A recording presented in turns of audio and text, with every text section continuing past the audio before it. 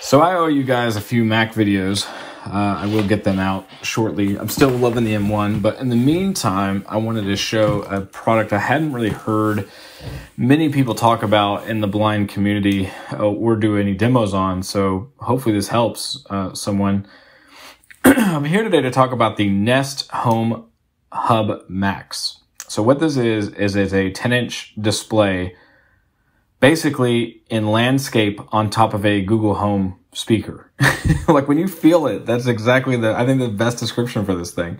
There's no inputs on the back. There's just a proprietary power cord, very similar, I think, to the Google Home power cord.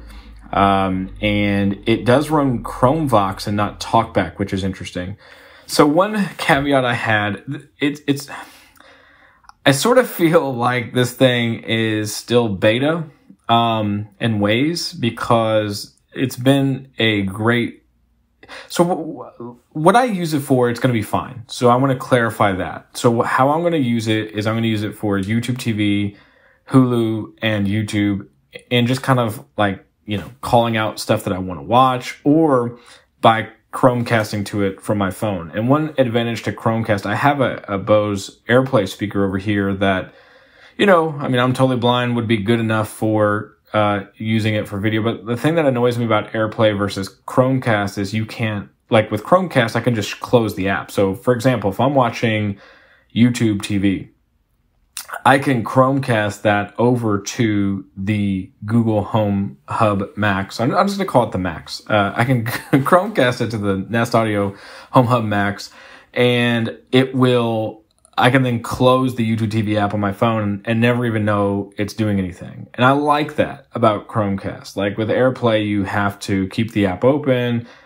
If it doesn't support picture-in-picture, you can't leave the app. You know, there's just a lot of annoying things about AirPlay, in my opinion. I love AirPlay, don't get me wrong, but, you know, at the same time, some of the weaknesses there really shine through where Chromecast, you know, I think excels. There are some weaknesses to Chromecast in that, you know, I don't know, I've found it, I mean, if you just want to leave it, you know, like you want to play something and leave it, it's great, but sometimes switching can get annoying, like channels and different things. But, so for my use case, this thing is going to be great. For your use case, it may not be great because it is a bit of a buggy experience, to be honest. You're going to see that here. I recommend people, who want to use this to use more of a drag and, you know, like a touch and explore type thing, not a flicking. You can flick, but the behavior is sporadic, and sometimes you get into menus that I think are there because the screen reader just isn't working well enough with the device. When I read how sighted people use the device, it seems to me that, for example, there's a screen I get into sometimes if I flick where it will show you alarm volume and different things. It's sort of like a quick menu, and it tells me you can dismiss the quick menu settings. And to get to that, sighted people swipe left, and that's what's happening when I flick left. It just opens that menu. I don't think it means to. It's just, you know, they haven't ironed everything out. Who knows if they ever will. I just want to say, I think if you're going to touch and explore, you're going to have a better experience with this. Now, there are 3 finger gestures and I believe 2 finger gestures. So like if I take 3 fingers and swipe left and right, for example. Word. Character. Form field control. Link. Heading. Line. Word. Character. So you get a rotor. Form field control. And which is really nice. So that part actually works super well and is very convenient. So if I just kind of touch on the display here, we're on the home screen. 12:40 a.m. So you hear the time. Window. And 12:40 window. 12:40 a.m. I'm going to double tap and we should get the weather here. 48 degrees clear night. 12:40 a.m. And that's exactly what we got. Double tap to activate. Window. 48 degree window. 48 now if I double tap double there, tap to activate. Clear 48 degrees now, 46 degrees 4 a.m., 45 degrees 7 a.m., Saturday, March 27th, 63 degree 44 degrees. You get a little weather forecast for Saturday. Nest Hub Max can adapt to whether you're near or far. And now Image. we're kind of like on a home Double screen tap to activate. type of situation where you can choose down here at the bottom. I have like media. Clear 48 degrees now, 46 degrees. Set alarm. There we go. We have Image. set alarm. Nest Hub Max can adapt to set alarm. Play relaxing sounds. Image. So you're getting your Google Double suggestions tap here, to activate. which is really cool. So let's just go ahead and show you something that's kind of neat. So I got this link to my YouTube TV, so I can say, hey, Google, play ESPN2 on YouTube TV. Playing So it cuts it off for some. I don't know why it cuts it off there, but now we're on ESPN2 here, so that's actually streaming. And if I touch in the sort of the middle, Live Mar 26 Live Mar 26 Bullet Miocic versus Ngannou 2 UFC Live 12:30 to 1 a.m. UFC Live Pause Return to Video Loading Key Plays. so you got what the show is. So let's say I'm not interested. Hey Google. Hey Google. Play TBS on YouTube TV. Playing TBS on YouTube TV. All right, so here's TBS, and let's see what this is. It's over the bar, not under. Okay? Go get it. Live TV 14 The Replacements 11:45 p.m. to 2:15 a.m. The Replacements Loading Key Plays. So I don't know why it says loading key plays, but you get that. Hey Google, stop. Hey Google, stop. Apparently I'm being too fast. So one neat thing is you can say something like, hey Google, show me technology videos on YouTube. Got it. Showing technology videos.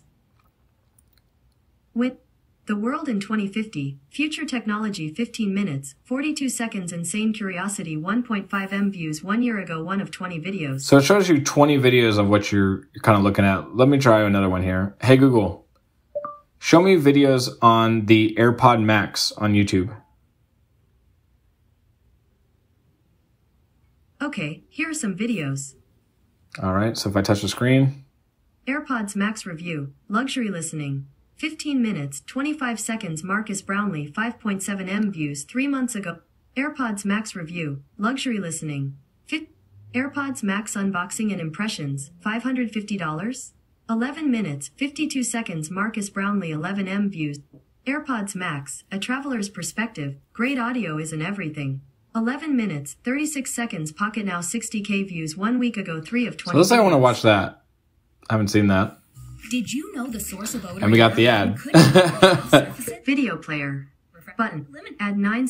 Video player. Button. Add 7 seconds. Video player. So we get Button. the ad 7 seconds. So it's really cool because this is just like Android. I don't even know how to say this politely, so I'll just start from the beginning. Apple's AirPods Max are the most frustrating piece of hardware Hey Google, I've ever... Stop. So what I like here is that you get some of the touch display options that you can actually do some stuff with. So like, for example, on SiriusXM, I was able to listen to the Coffee House. I don't want to get into a lot of that because of copyright, but I was able to actually see some alternative stations that it was recommending and double tap them, somewhat like you would get in the SiriusXM app, but also a bit somewhat different, right? So, I mean, I've only had this for about 10 hours. I've only used it maybe for about 2 hours, just kind of playing with it.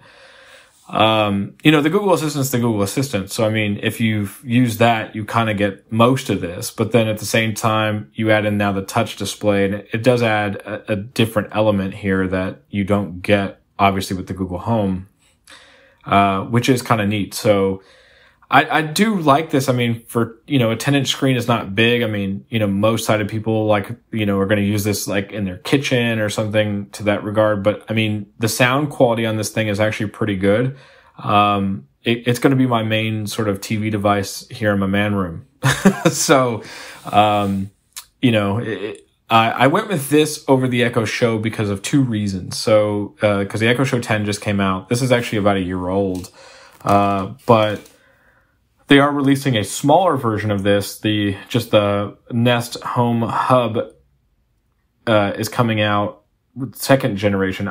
They did not announce a second generation of this one. So, yet. Anyway, I imagine they will at some point down the road, but I don't really need to have the latest and greatest, you know, that's just my opinion. But anyway, so the, Show is like 4.5 pounds, and it's much bigger because it actually can spin and rotate. And I just didn't want to deal with that. Like, I have a kind of a small setup here in my room where I have, you know, a myriad of other devices. I got an iMac. I got my Bose Home 500. I got, you know, a keyboard and trackpad. I just don't have room for something that's going to spin and try to move around. And also, I wanted the integration to YouTube TV. That was very key to me because of the fact that I wanted to be able to just, kind of use this as a TV device. So as baseball's approaching, I can just say, you know, hey, watch Chicago Cubs on YouTube TV, and it's going to pull up the game. So I really do like this. There are some frustrating things that I haven't quite mastered. So one is, like you saw in the beginning of the video, it said the time. And then if I double tap, then it brought up the weather. And then kind of the what I see is the home screen, because now that we've been sitting on this home screen for a little while. 9 degrees, clear night, 12:47 a.m. Window. Double tap to activate. It's just sort of weird because it doesn't always take you to this home screen here. So it is now, but it wasn't earlier. Like, it kept taking me to that third screen where you saw the media and different things. But I kind of like this screen here because it's very basic, and you only have the one thing. You have the time, and then you have the weather down here. So I like that because window. It 12:48. This just makes more sense to me. Window. Actually, this one's just the clock. So I don't know. It's weird because you see different home screens, and I haven't quite figured out, like, swiping left and right with two fingers doesn't really seem to change that or do anything different. So 12:48 a.m. Yeah, like 12. Window.